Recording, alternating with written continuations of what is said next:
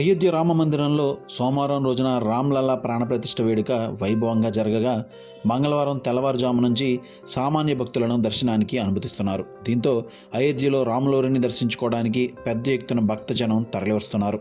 సామాన్య భక్తులకు దర్శనం ప్రారంభించిన తొలి రోజైన మంగళవారం దాదాపు 2.5 లక్షల నుంచి 3 లక్షల మంది భక్తులు బాలరాముని దర్శించుకున్నారు. అయితే మంగళవారం ఆలయంలో ఒక ఆసక్తికర సంఘటన చోటు చేసుకుంది. మంగళవారం సాయంత్రం ఆలయంలోకి ప్రవేశించిన కోతి గర్భగుడిలోకి ప్రవేశించి రాముని ఉత్సవ విగ్రహం చేరుకుంది.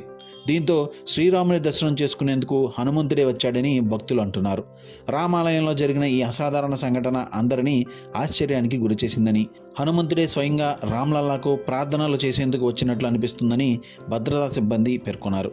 ఇందుకు సంబంధించిన వివరాలను శ్రీరామ జన్మభూమి తీర్థక్షేత్ర ట్రస్ట్ సోషల్ మీడియా వేదికగా వెల్లడించింది. ఈరోజు శ్రీరామ జన్మభూమి ఆలయంలో జరిగిన ఒక అందమైన సంఘటన గురించి చూస్తే, సాయంత్రం 5:50 ప్రాంతంలో ఒక కోతి దక్షిణ ద్వారం గుండా గర్భగుడిలోకి ప్రవేశించి ఉత్సవ విగ్రహం దగ్గరకు చేరుకుంది. ఆలయంలో విధుల్లో ఉన్న భద్రతా సిబ్బంది ఇది చూసి కోతి ఉత్సవ విగ్రహాన్ని నేలపైన పడేసే అవకాశం ఉందని భావించి కోతి వైపు పరుగులు తీశారు. అయితే పోలీసులు కోతి వైపు పరిగెత్తడంతో కోతి ప్రశాంతంగా ఉత్తర ద్వారం వైపు పరిగెత్తింది. అక్కడ గేటు మూసి ఉండడంతో తూర్పు వైపునకు వెళ్ళి సందర్శకుల రద్దీని దాటుకుని ఎవరికీ ఇబ్బంది కలగకుండా తూర్పు ద్వారం గుండా బయటకు వెళ్ళింది.